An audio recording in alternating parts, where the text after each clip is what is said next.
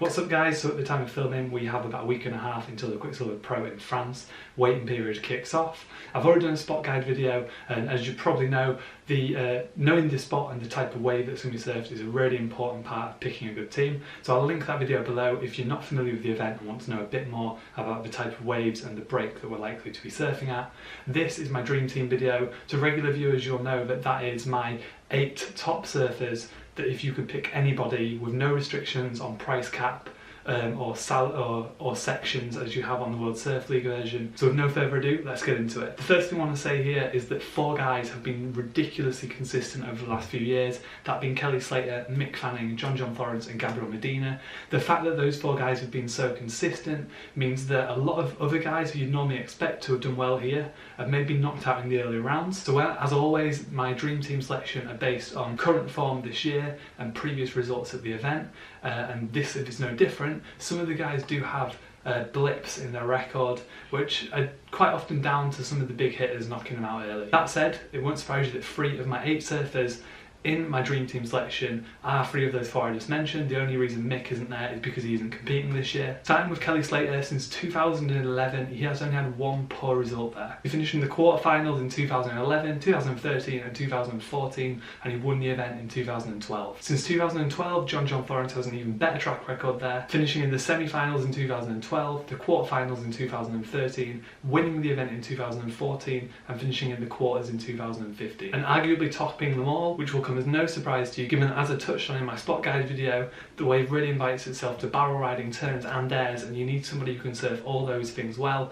and tactically to keep up with the changing tides and banks. Gabriel Medina has an even better track record there. He won the event in 2011, finished quarterfinals in 2012, was runner-up in 2013, quarterfinals in 2014 and won the event last year in 2015. So now we start getting into the different territory, quite ridiculously consistent there, which I've looked as much at current form as I have at previous results. First up, Philippe.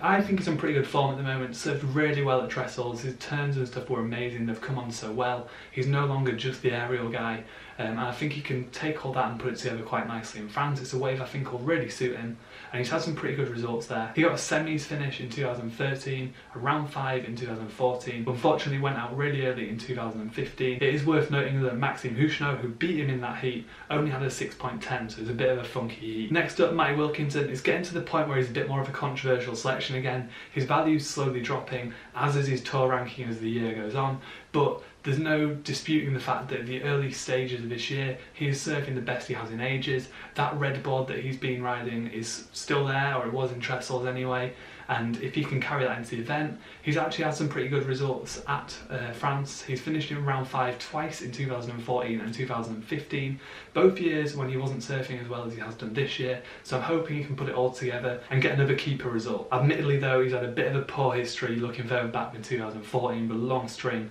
of round 1-2 exits. The next guy I feel like I've got to put him in my team after making the mistake at trestles of not is Jordy Smith, who was absolutely on fire at the event. I stand by the fact that it wasn't ridiculous to choose Mick Fanning over him given his consistency, and I was in 2 minds about putting him in my dream team selection for the Fantasy Surfer event, given his consistency is what keeps me away from choosing him normally, and asking him to perform well at 2 events is exactly that, consistency. If you have him in your event from trestles and have him at a good price, I'd say he's probably a good keep. Even if you don't, I think I'm strongly looking at putting him in mine. It's not a wave that traditionally my head thinks Jordy Smith would surf well there at, but when you look back at his previous results, he's had some pretty good results there, and as I say, he's coming off the back of a win. Hoping he can ride that wave of success through. He didn't compete at the event in 2015, so we've got no results to look at there, but in 2014 he finished in the semi-finals, in 2013 he made round 5. Next up I'm going to go for Chloe Andino. He had a round 5 exit in trestles, but didn't reflect, I don't think, as well as he was surfing in the earlier round particularly. It was so sharp with his turns.